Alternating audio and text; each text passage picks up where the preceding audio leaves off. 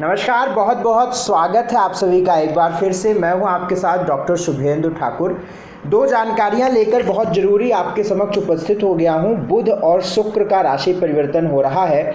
मुझे लगा कि ये समझाना आप लोगों को बहुत ज़रूरी है। हो सकता है कि कुछ सलाह से, कुछ बातों से, कुछ उपायों से आपके कुछ काम अच्छे हो जाएं इस महीने।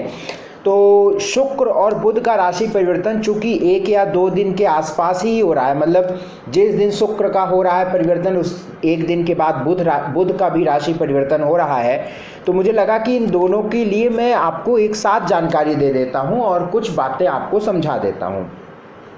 देखिए, जो शुक्र का राशि परिवर्तन हो रहा है, लगभग 125 दिनों के बाद शुक्र अपनी राशि को परिवर्तन कर रहा है। यानी अभी तक शुक्र जो थे वो वृषभ राशि में थे। आप लोग हमारा राशिफल भी सुनते थे, तो वृषभ राशि यानी 2 नंबर की राशि से शुक्र का भ्रमण चल रहा था।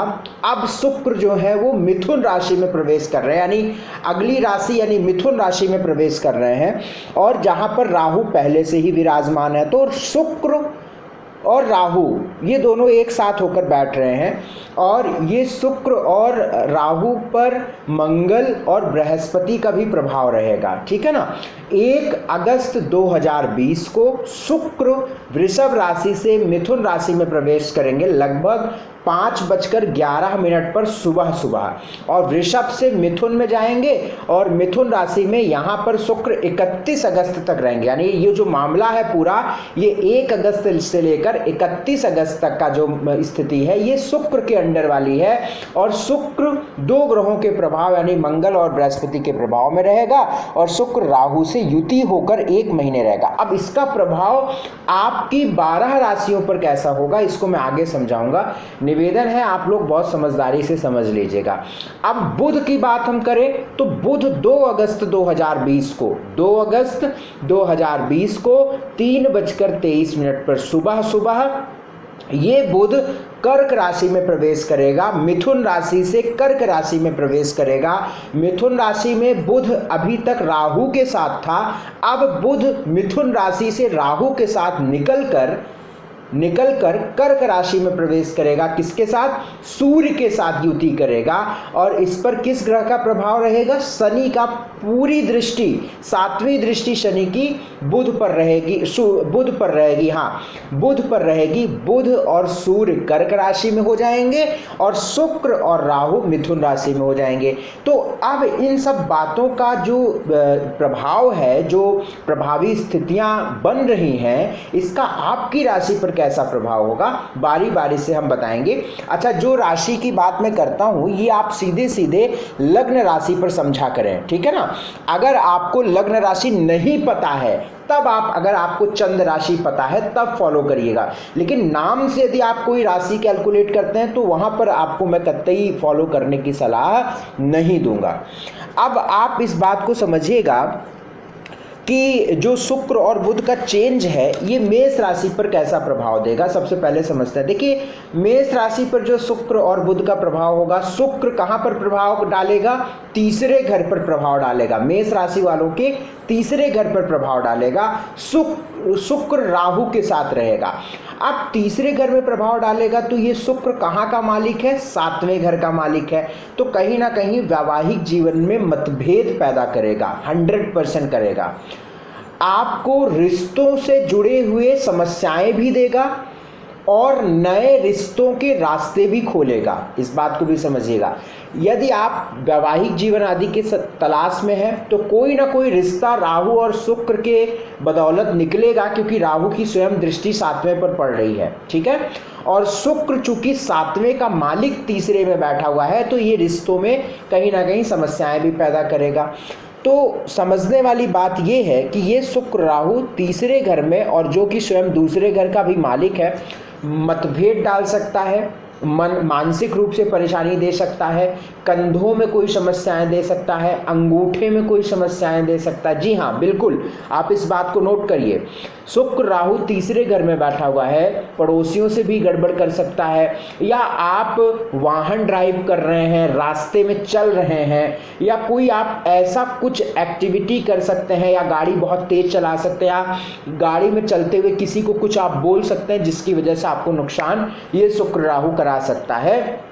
तो कहने का मतलब है कि अपने व्यवहार को अच्छा रखना है आपको, रिश्ते बहुत सोच समझ के बनाने हैं आपको, मन को शांत करके चलना है, भ्रमित नहीं करके चलना है, क्योंकि तीसरे में शुक्र राहु रहेगा। यद्यपि शुक्र तीसरे भाव में मिथुन राशि में रहेगा और अपने मित्र राशि में शुक्र रहेगा और ये दूसरे भाव का भी मालिक होकर बैठा हुआ है। अब जो मेष राशि वालों की धन की स्थिति अभी तक जैसी चल रही थी पिछले 125 दिन में, उससे 2-3 पॉइंट नीचे जाएगी, यानी ग्राफ जो है थोड़ा सा गड़बड़ाएगा, तो यहाँ पर आपको समझकर चलना पड़ेगा। दूसरी बात, अगर बुध की बात हम करते हैं तो बुध आपकी कुंडली में स्वयं तीसरे का मालिक है, चौथे घर में बैठा हुआ है, तो माता के स्वास्थ्य का ध्यान रखिएगा, मौसम का इफेक्ट आपको प्रभाव डाल सकता है, पेट का ध्यान रखिएगा, ठीक है ना, और घर में कोई कलेश ना बढ़े, इस बात का भी विशेष ध्यान रखिएगा।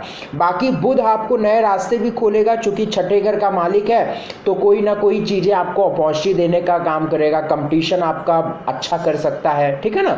तो ये बुध और सूर्य की पोजीशन ये कहती है।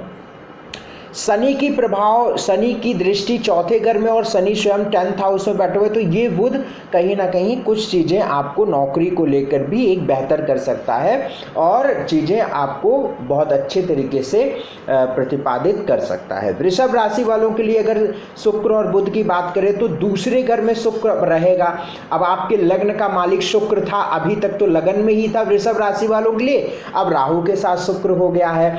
अब मन भ्रमित रहेगा, मन कंफ्यूज रहेगा, इम्यूनिटी गिरेगी, कफ की समस्याएं बढ़ेंगी, गले आंख की समस्याएं होंगी, शुक्र राहु की वजह से, वाणी की वजह से आपको नुकसान अवश्य होगा। आप कैरेक्टर वाइज बिल्कुल भटकने से बचिएगा, मैं आपसे निवेदन कर रहा हूँ, अदरवाइज मामला यहाँ पर गड़बड़ होगा। धन आएगा, धन की स्थिति रहेगी, रुके हुए पैसे भी निकलेंगे, वो सारी बातें ठीक है यहाँ पर, क्योंकि दूसरे भाव में शुक्र प्रवेश कर रहा है। लेकिन शुक्र राहु दूसरे घर में पारिवारिक वैमनस्यता, परिवार में कलेश, भ्रमित रहना, तेज गुस्से में चिल्लाना, चिड़चिड़ापन होना या कंफ्यूजन डेवलप होना, बिल्कुल तय बात मानकर चलिए कि लग्नेश राहु के साथ बैठा हुआ है, इसका सीधा प्रभाव मस्तिष्क पर पड़ेगा। आपका मस्तिष्क भ्रमित होगा, कंफ्यूज्ड होगा, 101% इस बात को नोट करके रख लीजिएगा। बुध की बात करते हैं तो तीसरे घर में बुध आपके प्रवेश कर रहा है, सूर्य बुध तीसरे भाव में बैठा है, तो अब यहाँ पर बुध तीसरे घर में बुध है, धन के नए रास्ते खोलेगा, धन की चीज़ें बेटर करेगा। 16 अगस्त के बाद ये और अच्छी स्थितियां डालेगा आप पर, तो पड़ोसियों से आपके रिश्ते बहुत अच्छे करेगा, भाई बहनों का सहयोग या सुख मिलेगा, या आप भाई बहनों के साथ कुछ अच्छा करेंगे, उसकी वजह से आपको कुछ एक लाभ मिलेगा, ठीक है ना। तो ये चीज़ें बुध को लेकर चल रही हैं। हाँ, बुध चूँकि पंचम का मालिक है, द्वितीय का मालिक है और ये कर्क में गया है, तो ये पंचम भाव के लिए ठीक नहीं है। मिथुन के लिए तो ठीक है, यानी दूसरे भाव के लिए तो ठीक है, लेकिन पंचम भाव के लिए ठीक नहीं है। तो पेट, मित्रों, एजुकेशन में कोई तनाव, तो इस तरह की चीज़ें देखनी पड़ सकते हैं। उपाय मैं लास्ट में बताऊंगा, उसको करिएगा। मिथुन राशि वालों के लिए शुक्र अब देखिए लग्न में है आपके, अब आपके जो खर्चे बहुत ज़्यादा हो रहे थे अब रुक जाएंगे, खर्च थमेगा, धन आएगा। अब शुक्र लग्न में है, 12वें घर में एक्टिवेट था, व्यय भाव में एक्टिवेट था, चाहे वो पैसा आपकी बीमारियों पर गया हो, चाहे वो सुख सुविधाओं पर गया हो, लेकिन गया होगा पिछले 125 दिन में। आप 100% मिथुन राशि वालों ये देखा होगा आपने, या बेमतलब के पैसे खराब हुए होंगे। और जैसे कि आपकी वैवाहिक जीवन आदि या गृहस्थी में समस्याएं चल रही हैं, उसमें कहीं ना कहीं आपको अब राहत मिलेगी। बहुत ज़्यादा अच्छा तो नहीं कह सकते, लेकिन कुछ 2-4% के लिए आपको प्रभाव डालेगा ये शुक्र लग्न में। तो स्किन से थोड़ा सा ध्यान अपने रखिएगा, स्किन की कोई इन्फेक्शन ना हो, ध्यान रखिएगा, यूरिन से कोई रिलेटेड समस्या ना हो, इसका ध्यान रखिएगा। बाकी लग्न में शुक्र अच्छा है। बुध की बात करते हैं तो लग्नेश द्वितीय भाव में गया है, तो धन आदि के मामले ठीक रहेंगे, अच्छे रहेंगे, कोई चिंता बहुत विशेष नहीं करना है। लेकिन चूंकि बुध कर्क राशि में बैठा हुआ है, चंद्र की राशि में बैठा हुआ है, जमीनी ग्रह, एक तरह से मैं बुध को जमीनी ग्रह अपने से कहता हूँ, मेरी जो कहीं ये लिखा हुआ नहीं है, लेकिन मैं ऐसा अपने दिमाग में कॉन्सेप्ट बनाकर चलता हूँ कि इस प्लैनेट का नेचर कैसा है, इस प्लैनेट का नेचर कैसा हो, तो वो कैसा प्रभाव डालेगा। अब ये चंद्र की राशि में जा रहा है, बुध की चंद्रमा की राशि में जा रहा है, जल तत्व की राशि में गया है, तो कोई ना कोई आपको स्किन में कोई एलर्जी हो सकती है, या जल से रिलेटेड कोई दिक्कत हो सकती है, गले में खराश बढ़ सकता है, इस तरह की। बाकी कोई बहुत परेशान होने वाली बात नहीं है। उपाय हम आपको लास्ट में बताएंगे। कर्क राशि वालों के लिए लग्न में बुध प्रवेश कर रहा है, यानी कर्क में बुध गया है, मैंने पहले ही बताया। और शुक्र जो है आपके 12वें घर में प्रवेश कर रहा है। खर्च बढ़ाएगा, ये परेशानियां बढ़ाएगा, ये रिश्तों में भी परेशानियां बढ़ेंगी, खर्च बढ़ेगा, बेमतलब के पैसे बढ़ेंगे, खर्च होंगे। इवन वो चाहे आप अपने सुख सुविधाओं पर ही इन्वेस्ट करें, लेकिन कहीं ना कहीं खर्च होगा। और चूंकि शुक्र राहु के साथ युति है, तो मुझे ऐसा नहीं लगता है कि आपके खर्च से कोई विशेष लाभ मिलेगा, ये बात समझ के चलिएगा। दूसरी बात, 4th हाउस का मालिक शुक्र है और 12वें घर में बैठा हुआ है, तो ये कहीं ना कहीं घर परिवार में भी व्यवधान देने का काम करेगा। चूंकि बुध लग्न में है और व्यय भाव का मालिक लग्न में बैठा हुआ है, खर्च का मालिक लग्न में बैठा हुआ है और लाभ का मालिक स्वयं व्यय भाव में बैठा हुआ है, तो ये मामला बिल्कुल ठीक नहीं है। यहाँ पर समझकर चलना पड़ेगा, मन को भी संभालना पड़ेगा, खर्च को भी संभालना पड़ेगा और स्वास्थ्य को भी रखना पड़ेगा सही, क्योंकि 12वें घर का मालिक है। और कर्क लग्न वालों के लिए जो 11वें भाव का मालिक शुक्र जो 12वें भाव में गया है, हॉस्पिटल पर गया है, वो 6ठे भाव से 6ठे का मालिक है, तो यहाँ भी ठीक नहीं है। तो उपाय हम जो बताएंगे उसको कर लीजिएगा और जो भी आपके इष्ट हैं उनकी आराधना करते रहिएगा। सिंह लग्न वालों के लिए जो शुक्र है वो 3रे भाव का मालिक 11वें भाव में गया है, ठीक है ना।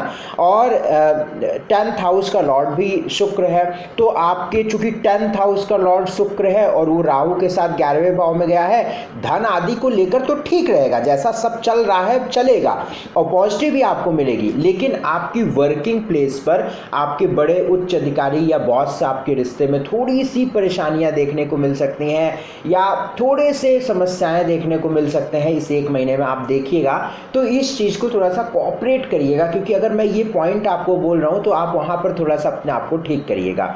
दूसरी बात, शुक्र राहु के साथ बैठा हुआ है, ये 3रे भाव का मालिक 11वें भाव में बैठा हुआ है, ठीक है ना।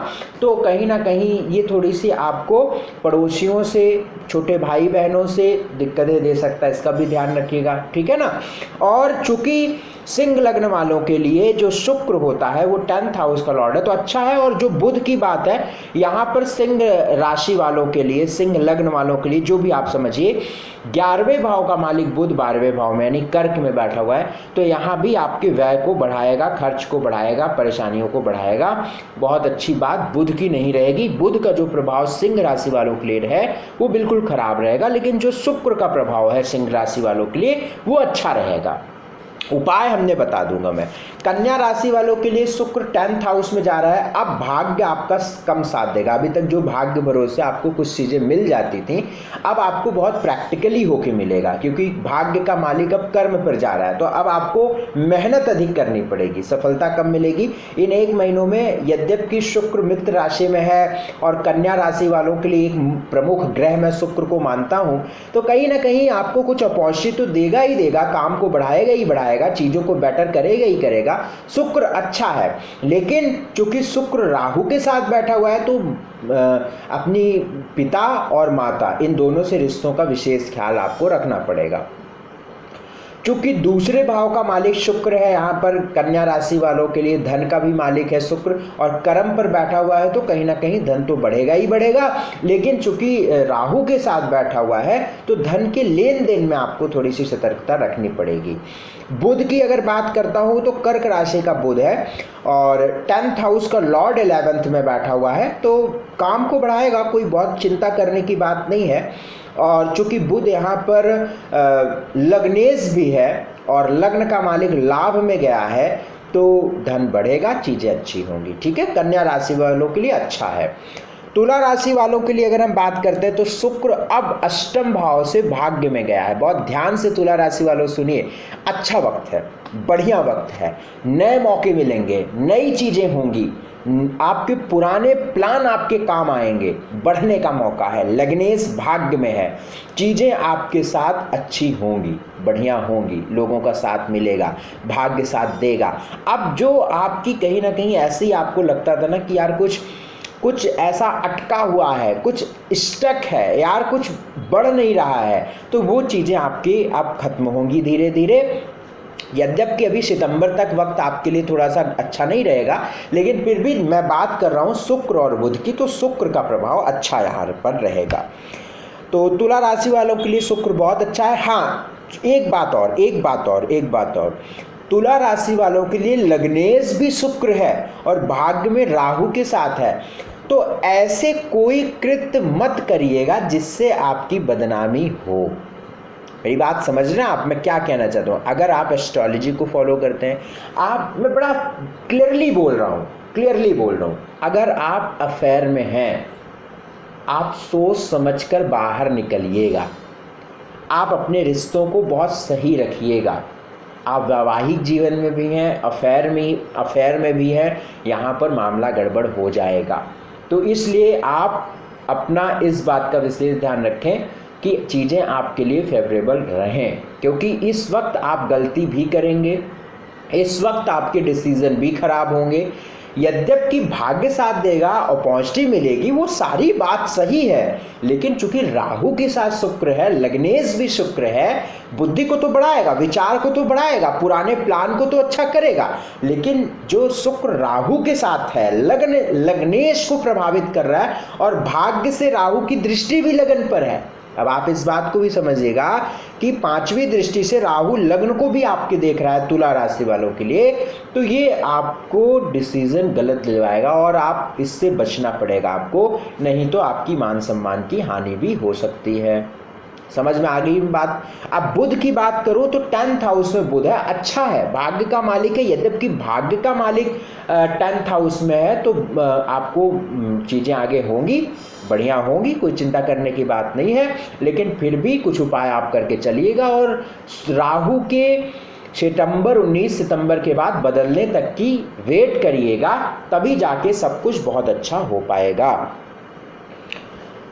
वृश्चिक राशि वालों के लिए अगर हम बात करें तो शुक्र 8वें घर में रहेगा और बुध आपके 9वें भाव पर रहेगा। 8वें घर का शुक्र किसी भी तरह से मैं ठीक नहीं मानता हूँ।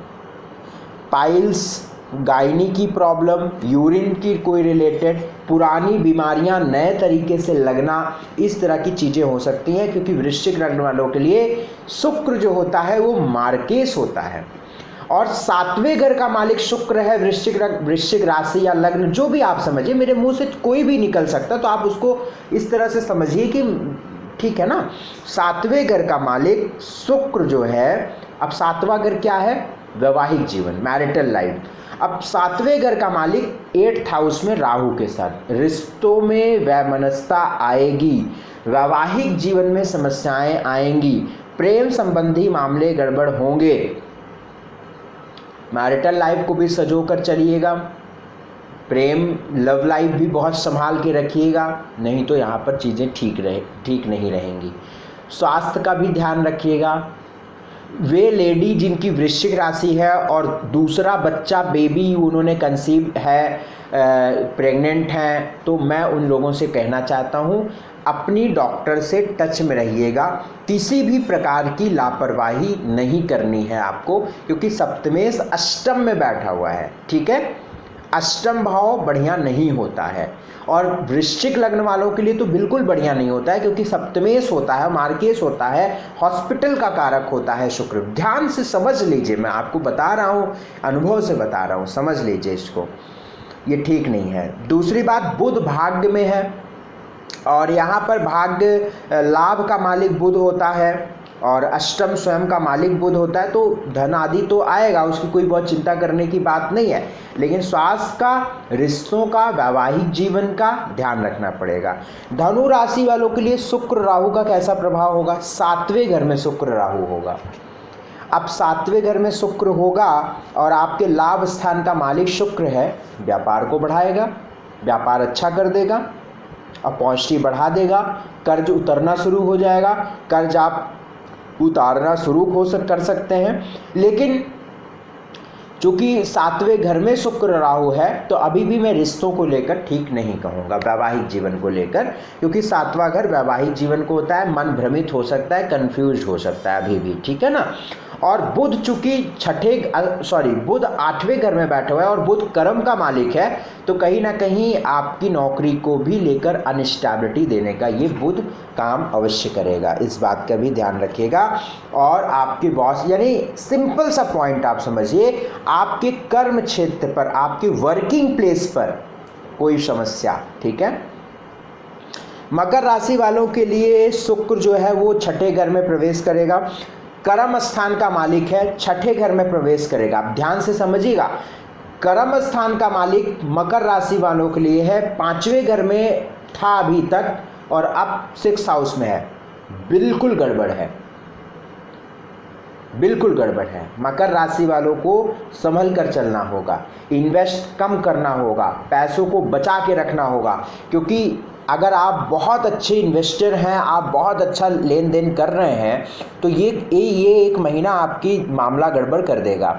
आपकी जो प्लान है, आपकी जो पैसे का फ्लो था पिछले 125 दिनों में, वो पैसे का फ्लो अब रुकेगा, क्योंकि 6ठे घर में जा रहा है। और आप बिजनेस कर रहे होंगे तो उसमें भी रुकावट कम हो जाएगा। आप डॉक्टर होंगे तो उसमें भी पेशेंट की कमी आ जाएगी। आप नॉर्मल कुछ भी आप प्राइवेट जॉब कर रहे होंगे तो उसमें भी आपकी दिक्कतें देखी जाएंगी, क्योंकि ये पिछले 125 दिन वाला मामला नहीं है। जो शानदार पंचम भाव में शुक्र बैठकर खूब अच्छी चीज़ें आपको दिया होगा, पक्की बात है, आप ये नोटिस कर लेना। अब घर में बैठे होंगे चद्दर तान के तब थोड़ी दिया होगा। अगर आप कुछ काम कर रहे होंगे, आप प्रयत्न कर रहे होंगे, कोशिश कर रहे होंगे, तो यहाँ पर आपको अपॉर्चुनिटी मिली होगी, ठीक है। लेकिन 1 महीना ठीक नहीं रहेगा, उसके लिए उपाय करके चलना पड़ेगा।